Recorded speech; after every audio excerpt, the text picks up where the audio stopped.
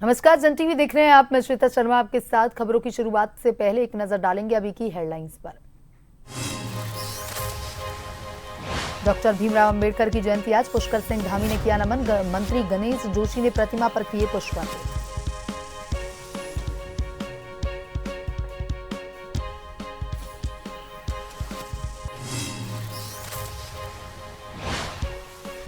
CM Dhami कानून व्यवस्था को लेकर के सख्त, कहा सामाजिक समरसता खत्म करने वालों को नहीं बख्शा जाएगा। अब तक 170 से अधिक मदरसे सील।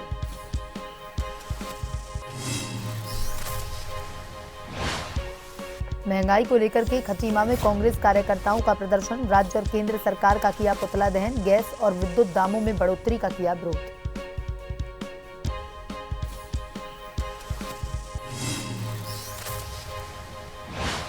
उत्तराखंड चारधाम की यात्रा को लेकर तैयारियां जोरों पर। ऐसे इलाके चिन्हित किए जा रहे हैं जहां होती है ज्यादा दुर्घटना। विभाग द्वारा बाड़ लगाने का किया जा रहा काम।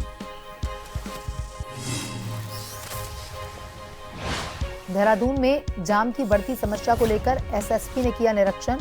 राष्ट्रीय राजमार्गों पर बने कटों को अस्थायी बंद करने के दिए निर्देश। दिन में बाहरी वाहनों की नो एंट्री।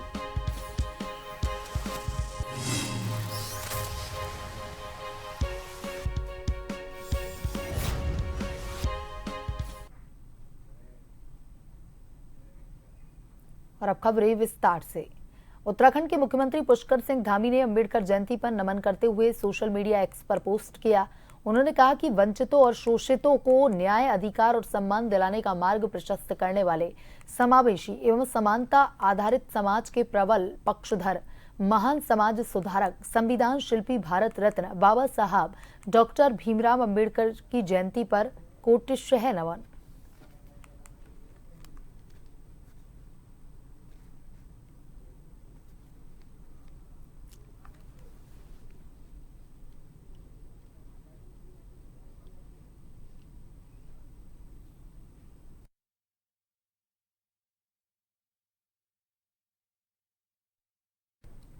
भाजपा ने देहरादून के गढ़ी कैंट क्षेत्र में स्वच्छता और दीप प्रज्वलन कार्यक्रम का आयोजन किया।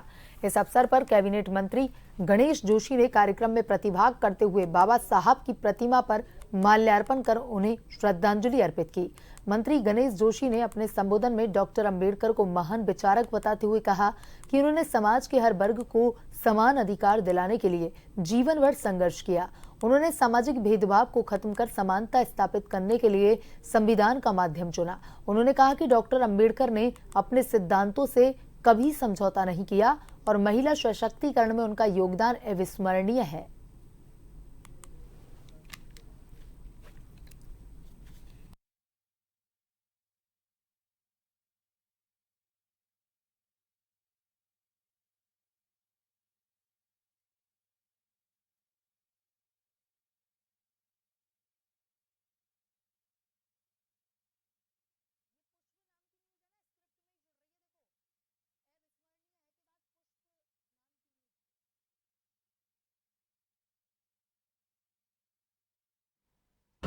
भारतीय जनता पार्टी ने हमेशा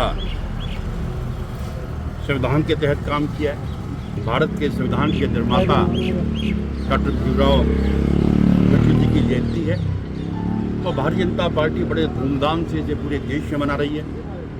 आज पूरे देश के अंदर जहाँ जहाँ भी उनके स्टैचू, मूर्तियाँ हैं, उनकी सफाई व दीप प्रज्वलित करने का कार्य। जनपद उधम सिंह नगर के केलाखेड़ा में ग्राम पंचायत सरकड़ी मंदिर में भारतीय जनता पार्टी के कार्यकर्ता एकत्रित हुए और पूर्व कैबिनेट मंत्री क्षेत्रीय विधायक अरविंद पांडे ने बाबा भीमराव अंबेडकर की जयंती पर फूल अर्पित किए और दिया जलाकर बाबा साहब की जीवनी के बारे में बताया। वहीं विधायक अरविंद पांडे ने कांग्रेस पार्टी पर निशाने साधते हुए कहा कि बाबा भीमराव अंबेडकर को कांग्रेस पार्टी ने भारत रत्न पुरस्कार नहीं दिया। भारतीय जनता पार्टी के हमारे मंडल अध्यक्ष जी शशि प्रिय जी, इनकी अध्यक्षता में आज ये बहुत भव्य दिव्य कार्यक्रम हुआ। मैं इनको बधाई देता हूँ। बाबा भीमराव अम्बेडकर जी की जयंती की पूरे क्षेत्रवासियों को मैं बहुत बहुत शुभकामना देता हूँ, बधाई देता हूँ। और नई उम्र के बच्चों से मैं ये निवेदन करना चाहता हूँ कि जीवन में कठिनाइयाँ आती हैं तो उसका समाधान क्या किया जाए। अगर जो ये सीखना है तो बाबा भीमराव अम्बेडकर जी की जीवनी से सीखना चाहिए। उत्तराखंड में मुख्यमंत्री पुष्कर सिंह धामी की अगुवाई में प्रदेश सरकार कानून और व्यवस्था को लेकर बेहद सख्त रुख अपनाए हुए है। राज्य में अवैध गतिविधियों और सामाजिक समरसता को बाधित करने वाले तत्वों को किसी भी हाल में बख्शा नहीं जाएगा। इसी क्रम में सरकार ने अब अवैध और बिना पंजीकरण के चल रहे मदरसों पर सीधा एक्शन शुरू कर दिया है। अब तक प्रदेश भर में 170 से अधिक मदरसे सील किए जा चुके हैं, जो या तो बिना रजिस्ट्रेशन के चल रहे थे या जिनकी गतिविधियां संदिग्ध थीं। इन मदरसों की जांच के लिए राज्य सरकार ने विशेष सर्वे टीम गठित की गई थी, जिनकी रिपोर्ट के आधार पर जिला प्रशासन ने यह सख्त कार्रवाई की।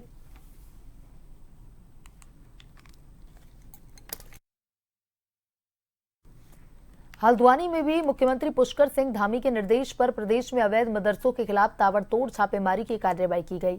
कुमाऊं के सबसे बड़े शहर हल्द्वानी के वनभूलपुरा इलाके में अवैध रूप से संचालित मदरसों पर प्रशासनिक कार्रवाई में अभी तक 3 मदरसे सील किए गए हैं, जिस पर अपर जिलाधिकारी विवेक राय के अनुसार उनमें से कई के पास कोई मान्यता नहीं थी। इसके अलावा कुछ मदरसों के खिलाफ गंभीर शिकायतें भी दर्ज की गई थीं, जैसे कि बच्चों के बैठने की समुचित व्यवस्था न होना, शौचालय और स्वच्छता की कमी, सुरक्षा उपायों के तहत सीसीटीवी कैमरे न होना आदि।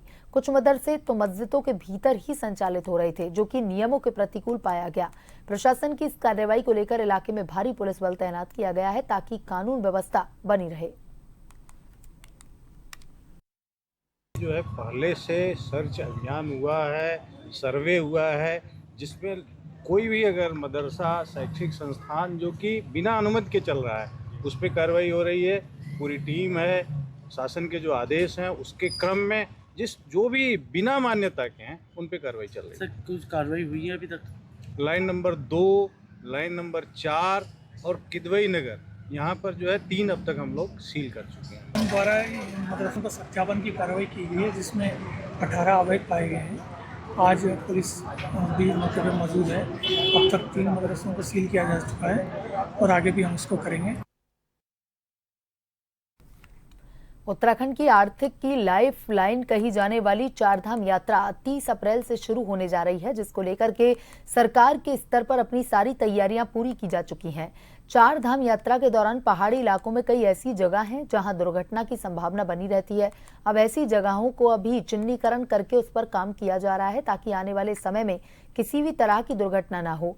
पीडब्ल्यूडी सचिव पंकज कुमार पांडे ने कहा कि विभाग द्वारा ऐसे स्थानों को चयनित कर उस पर बाड़ लगाने का काम शुरू कर दिया गया है। साथ ही उन्होंने कहा कि परिवहन विभाग द्वारा भी कुछ जगहों के बारे में बताया गया है, उन जगहों पर भी विभाग द्वारा बाड़ लगाने के निर्देश जारी कर दिए गए हैं।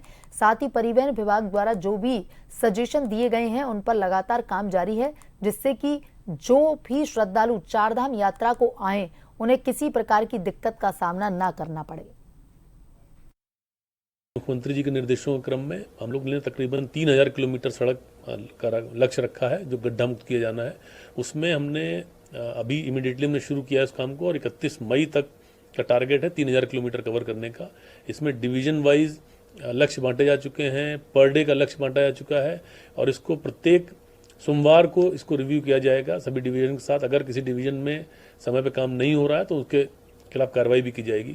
इसके अलावा जो सड़क सुरक्षा से रिलेटेड जो काम है, इसमें जनपद स्तरीय सड़क सुरक्षा समिति है, उसने जो हमको 31 दिसंबर तक जो हमको उन्होंने पॉइंट्स बताए थे कि जो जो दुर्घटना संभावित क्षेत्र हैं, या जो ब्लैक स्पॉट है या ब्लाइंड स्पॉट है या कोई और प्रॉब्लम है, उस पर हम लोगों ने सैंक्शन करके काम चालू कर दिया था। वो काम लगभग कंप्लीशन पे आ गया है। वहीं खटीमा मुख्य चौक पर कांग्रेस कार्यकर्ताओं ने राज्य सरकार और केंद्र सरकार का पुतला दहन किया। वहीं कांग्रेसी कार्यकर्ताओं का कहना था कि केंद्र और राज्य सरकार गैस के दामों में वृद्धि, विद्युत के दाम में वृद्धि और विद्यार्थियों की शिक्षा शुल्क में लगातार वृद्धि कर रही है, जिससे आम जनमानस परेशान है। केंद्र और राज्य सरकार द्वारा गैस के दामों में और बिजली के दामों में तथा विद्यार्थियों की शिक्षा में महंगाई में वृद्धि की जा रही है और डीजल पेट्रोल के दामों को बढ़ाया जा रहा है। उसके विरोध में केंद्र सरकार और राज्य सरकार का पुतला फूका। वहीं उनका कहना था कि यदि केंद्र और राज्य सरकार ने महंगाई पर नियंत्रण नहीं किया तो उग्र आंदोलन पर उतरेंगे। दरअसल जिस तरह से बिजली और गैस के मूल्यों पर और डीजल पेट्रोल के मूल्यों में वृद्धि हो रही है, इससे आम जनमानस के बजट पर अतिरिक्त आर्थिक बोझ पड़ेगा, जो एक चिंता का विषय है।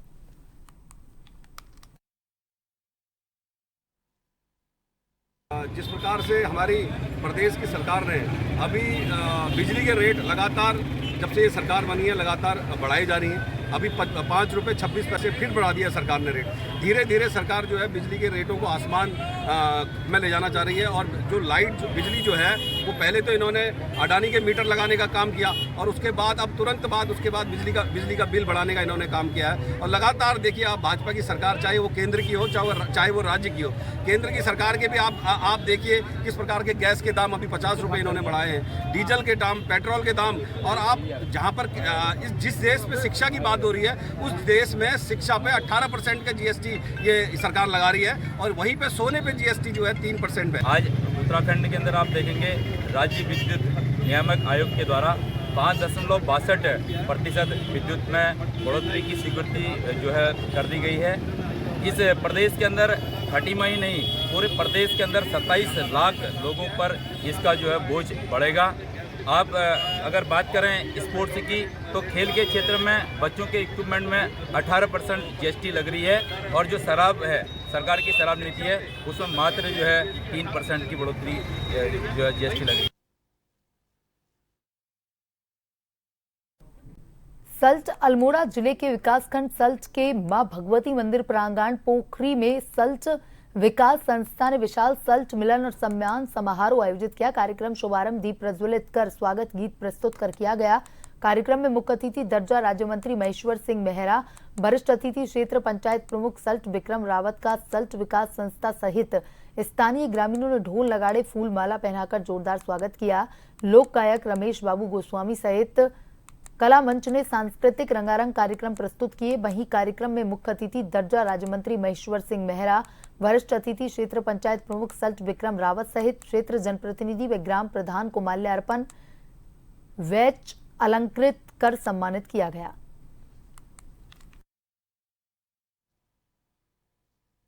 सल्ट का एक इतिहास हमारे बुजुर्गों ने हमें अपने पराक्रम से जो दिया, उसके मान सम्मान और स्वाभिमान को आगे बढ़ाने के लिए सभी क्षेत्रवासियों का आह्वान किया गया। इसमें उपस्थित सभी लोगों ने अपनी बहुत बड़ी भागीदारी दी। सल्ट जो है ये वीरों की भूमि है, ये कोई भूमि का टुकड़ा नहीं है, यह एक ऐतिहासिक, इसका एक इतिहास है। इसको जो है ये जीती जागती हमारे वीर महापुरुषों की जीती जागती आत्मा है। वहीं देहरादून में जाम की बढ़ती समस्या को देखते हुए एसएसपी अजय सिंह ने यातायात व्यवस्था को लेकर रिस्पना पुल और आशा रोड़ी समेत कई रूटों का स्थलीय निरीक्षण किया। इस दौरान उन्होंने लॉन्ग वीकेंड पर पर्यटकों और आमजन की सुविधा के लिए यातायात व्यवस्था का जायजा लिया। साथ ही अधिकारियों को जरूरी निर्देश दिए। बता दें कि एसएसपी ने यातायात के सुचारू संचालन के रूट डायवर्जन प्लान के तहत डायवर्ट किए गए चौराहों का निरीक्षण किया। इस दौरान उन्होंने अधिकारियों को यातायात व्यवस्था के सुचारू संचालन के लिए वीकेंड्स पर राष्ट्रीय राजमार्ग पर बने कचों को अस्थायी रूप से बंद करने के लिए निर्देश दिए। साथ ही वीकेंड्स पर शहर में प्रवेश करने वाले बाहरी वाहनों को दिन के समय शहर के बाहरी मार्गों पर रोकने के निर्देश दिए।